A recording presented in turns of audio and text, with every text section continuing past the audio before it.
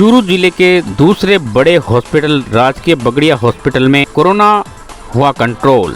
सुजानगढ़ के बगड़िया हॉस्पिटल में हैं 2 कोविड सेंटर जो कि अंदर हैं। कोविड महामारी के चलते बगड़िया हॉस्पिटल से आ रही है पॉजिटिव खबर। दूसरी लहर के पीक के बाद मात्र हॉस्पिटल सेंटर में 6 मरीज भर्ती दिखाई दिए। आज दूसरी लहर पीक में आने के बाद बगड़िया हॉस्पिटल में बुरा दौर कम हुआ है। सुजानगढ़ के सबसे बड़े चूरू जिले के दूसरे सबसे बड़े हॉस्पिटल राजकीय चिकित्सालय बगड़िया हॉस्पिटल में रात बड़ी खबर दिखाई दी, जहां पे डॉक्टर दिलीप सोनी ने लगातार मरीजों की सेवा की और पीएमओ डॉक्टर सुरेश कलानी ने भी आभार जताया सरकार, भामाशाह और विधायक का, जिन्होंने सरकारी हॉस्पिटल में हर तरीके से मदद करने में कोई कसर नहीं छोड़ी, जिसकी वजह से कोविड संक्रमण हुआ और राहत की खबर बनी। सुजानगढ़ के राजकीय चिकित्सालय में आज 6 ही मरीज भर्ती दिखाई दिए। सुजानगढ़ के राजकीय चिकित्सालय के प्रशासन ने पिछले 2 माह पूर्व बड़े हालात से इस गुजरे थे और बड़े संख्या में मरीज देखे गए थे। हालांकि ये भी देखा गया था कुछ मरीज गैलरी में भर्ती दिखाई दिए और उनका भी उपचार किया गया। पीएमओ सुरेश कलानी और डॉक्टर दिलीप सोनी बताते हैं।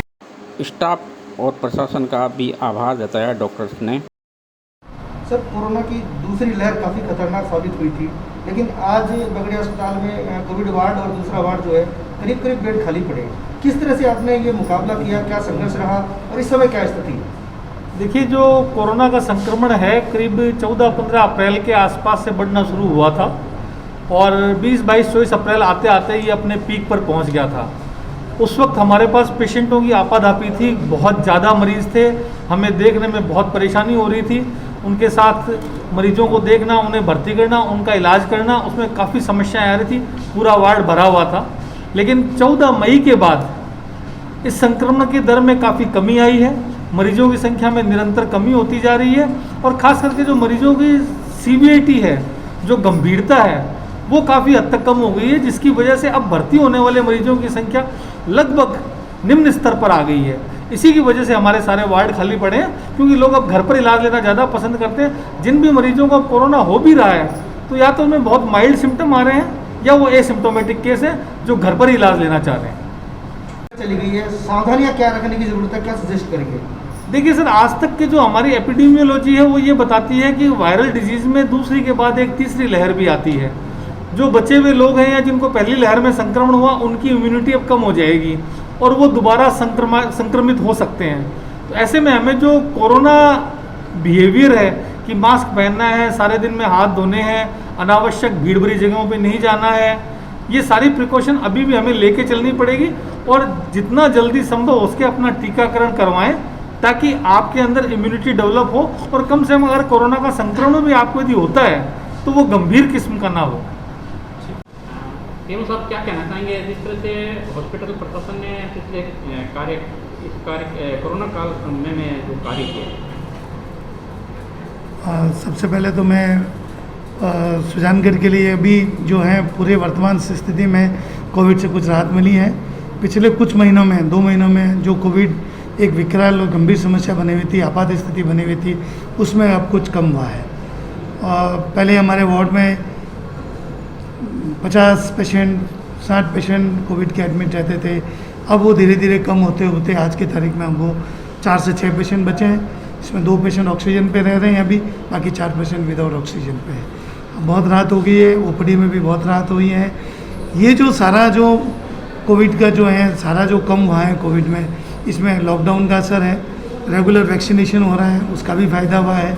लोगों ने लॉकडाउन में सोशल डिस्टेंसिंग, मास्क, इन सब चीज़ों का जो प्रयोग किया, इन सब चीज़ों का ध्यान रखा है, उन सब के कारण ये कोविड जो विकराल कोविड समस्या थी, महामारी थी, उस पर काबू हो सका। और जो पिछले इस महामारी के दरमियान जो अस्पताल में कार्य हुआ है, उसमें हमारे अस्पताल के जो हैं डॉक्टर्स ने बहुत मेहनत की है। जो कोविड में जिन्होंने कार्य किया है, दिन रात कार्य किया है। डॉक्टर्स के साथ जो हमारे नर्सिंग कर्मचारी थे, उनका कार्य तो बहुत ही ज़्यादा सराहनीय था। उन्होंने अपने ऐसी कोविड के पेशेंट में जो रिश्तेदारी उसके पास नहीं आना चाहता है, कोई मिलना ही नहीं चाहता है, ऐसे मरीजों के उन मरीजों के नज़दीक जाके उनके सुई लगाना, उनके नेबुलाइजेशन करना, बहुत सेवा कार्य किया है। मैं उनका तहे दिल से आभार प्रकट करूँगा, धन्यवाद दूँगा। और उसी के साथ साथ नर्सिंग कर्मचारियों के साथ हमारे सहयोगी कर्मचारी, जिसमें हमारे वार्ड बॉय है, हमारे सफाई कर्मचारी है, उनका भी जो कार्य सहयोग रहा इस अस्पताल के लिए, जनता की जन सेवा के लिए बहुत ही सराहनीय है कि ऐसी स्थिति में सफाइयाँ रखना, लोगों का सहयोग करना, उनको स्ट्रेचर पे मदद करना, शिफ्ट करना, ये सारा कार्य सहयोगी कर्मचारी करते हैं। ठीक है, समाज सहयोग का भी इस सारी कार्य में जो इस अपने जो सुजानगढ़ एरिया के जो भामाशाह है, उन्होंने सबने आगे बढ़ चढ़ कर बहुत सहयोग किया है।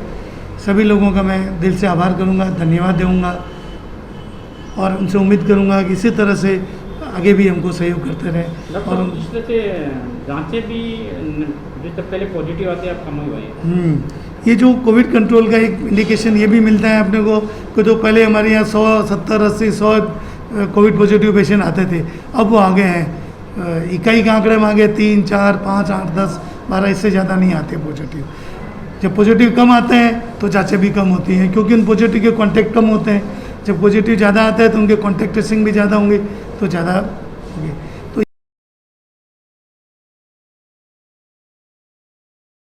कि तीसरी लहर भी आ सकती है। अभी इस जांचों के संबंध में एक बात और कहूँगा, पहले RT-PCR होती थी, अभी पिछले 10 दिन से हमने एक rapid antigen test kit start किया है। उसमें 1 घंटे के अंदर आपको रिपोर्ट हाथ के हाथ वहीं कभी मिल जाती है कि भाई आपका पॉजिटिव है नेगेटिव है, तो वो भी हमने यहाँ स्टार्ट कर दिया है। तो उसका भी अच्छा रिस्पॉन्स हो रहा है, हम लोग अच्छा कार्य हो रहा है। अब अच्छी आगे के लिए बात, तो आगे की लहर अब कब आती है उसके लिए भी अपन ने तैयारियाँ शुरू कर दी हैं। तो जैसे ऑक्सीजन प्लांट बनना शुरू हुआ है, अब अपने यहाँ ऑक्सीजन के सिलेंडर हमने और उपलब्ध करवाए हैं। कंसनट्रेटर मशीनें हमारे पास करीब 47 कंसनट्रेटर मशीनें आज की तारीख में अपने अस्पताल में कार्य कर रही है।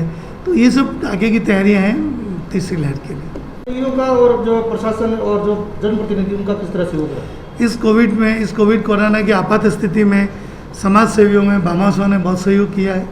और ख़ास तौर से जो यहाँ के क्षेत्रीय विधायक है मनोज जी, उनका खुद का व्यक्तिगत इंटरेस्ट था इस सब चीज़ों में।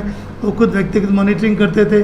जब हमारे को ऑक्सीजन सिलेंडर कम मिल रहे थे, कभी जिला प्रशासन से हमारे ऑक्सीजन सिलेंडर की कमी होती थी, दिक्कत आती थी, तो वो जिला प्रशासन से कलेक्टर साहब से बात करके खुद अपना पर्सनल इंटरेस्ट लेके टाइम लगा के हमारे को ऑक्सीजन टाइम से उपलब्ध होती थी।